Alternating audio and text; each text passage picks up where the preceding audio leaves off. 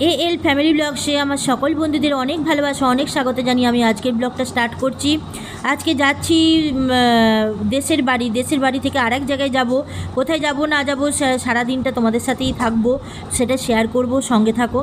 আর সকাল থেকে প্রচুর পরিমাণে বৃষ্টি, যাওয়ার কথা ছিল বাইকেই দেশের বাড়ি, কিন্তু এত পরিমাণে বৃষ্টি যে আবার মন্টুদাকে ডেকে পাঠাতে হলো। তো মন্টুদা আমাদের দেশের বাড়ি থেকে এলো, এই যে মন্টুদা, আর সামনে বসেছে আমার ছেলে, আর পিছনে আমরা হাজব্যান্ড ওয়াইফ দুজনে বসেছি। তো যাওয়া হচ্ছে। বৃষ্টি যদিও এখন থেমে গেছে, কিন্তু মন্টুদাকে যেহেতু বলা হয়ে গিয়েছিল সেহেতু আর ক্যান্সেল করা হলো না। চার চাকাতেই গেলাম, মারুতিতেই ফিরলাম আর কি। না হলে বলেছিলাম যে বৃষ্টি যেহেতু থেমে গেছে বাইকেই চলো। তারপর দেখলাম যে না, মন্টুদার একটা ভাড়া হবে, সেখান থেকে আবার মন্টুদার গাড়ি করেই আর এক জায়গায় যাব। তো কোথায় যাব না যাব সেটা তোমাদের সাথে অবশ্যই শেয়ার করব, সঙ্গে থাকো, দেখতে থাকো। আর আশা করছি আজকের ব্লগটা তোমাদের ভালোই লাগবে, অনেক কিছুই থাকবে এই ব্লগের মধ্যে। চলো সঙ্গে থাকো, ওকে।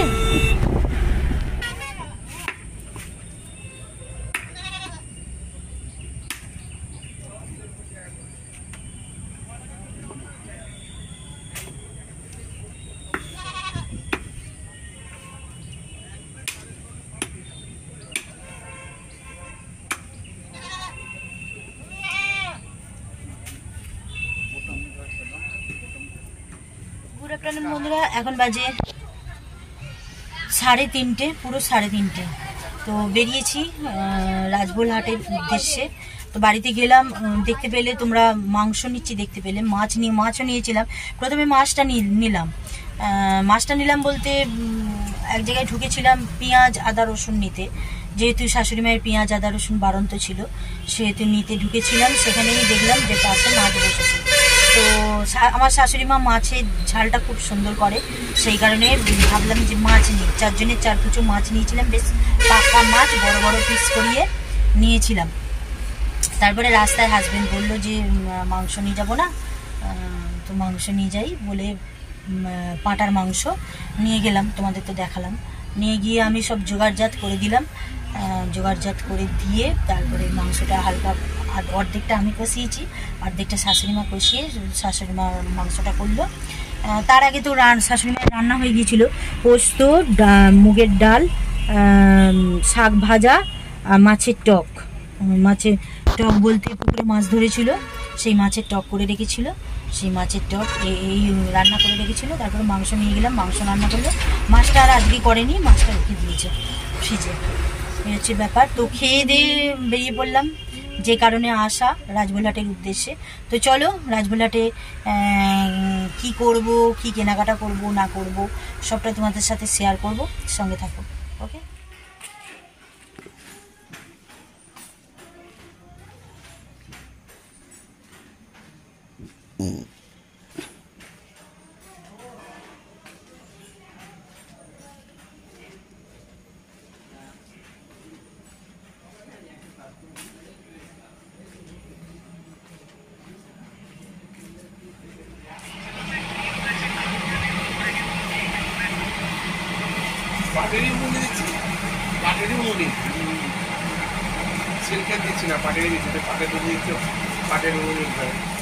এই যে ফিরে এলাম, এখন বাজে 9:35।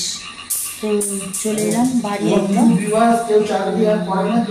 ওখান থেকে গিয়েছিলাম, তোমাদের জিনিসপত্রগুলো দেখাতে পারলাম না, কারণ গেছি ঝপাঝপ করে, ব্যাগ শুধু আজারও করিনি, আর নাইটি কিনেছি সেগুলো নিয়ে আসতেও পারিনি। পরের বারে যখন যাব তখন তোমাদের সাথে শেয়ার করব। অনেক কিছু মাল কেনা হয়েছে, প্রায় 25,000 টাকার মাল কেনা হয়েছে। তো সেগুলো শেয়ার করতে পারলাম না তাড়াহুড়োর জন্যে, আসলে অনেকটা রাতও হয়ে যাচ্ছিল। আর আলু কিনতে হবে বলে এই যে আলু কিনেছি, চন্দ্রমুখী আলু 5 কেজি কিনে এনেছি। আলু তো ওই কটা ছিল, ওই যে ওই কটা ছিল, হ্যাঁ বরপর ওই কটা ছিল। তো সেই কারণে চন্দ্রমুখী আলু কিনে নিয়ে এলাম। ডিম আছে, হাঁসের ডিম নাতির জন্য পাঠিয়েছে ঠাম্মা, তো ডিম আছে এখানে। আর ওবেলা যে মাছ কিনে নিয়ে গিয়েছিলাম সেই মাছটা নিয়ে এসছি। আর মাংসটা তো হয়েছিল ওবেলা, তোমাদের বললাম। আর রাত্রির রুটি তরকা মিষ্টি সব কিনে নিয়ে চলে এসেছি।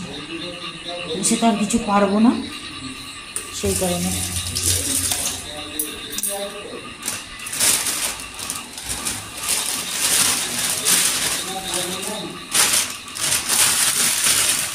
সব গুছানো গাছানোর ব্যাপার আছে, আলুগুলো বার করে রাখবো, কিছু ব্যাপার। এসে গেছি তোমাদের জানিয়ে দিলাম, আর জিনিসপত্রগুলো দেখাতেও পারলাম না, সেটাও তোমাদের জানিয়ে দিলাম। এবার ডিমটা বার করবো। ডিমটা এনেছি আমার নাইটিটা করে, আমার নাইটিটা করে ডিমটা এনেছি, এ হচ্ছে ব্যাপার, নাহলে তো ফেটে যাবে, সেই জন্য। ঠিক আছে, চলো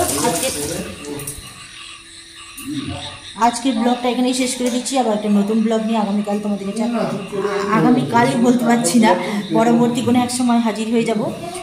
ওকে, তাহলে বাতাসা কিনেছি, ওর দিকে বাবা জিনিসপত্রগুলো দিয়েছে, পেঁয়াজ আদা রসুন সব কিনেছি, সেগুলো সব আদার করতে হবে। ঠিক আছে, চলো, গুড নাইট, গুড বাই।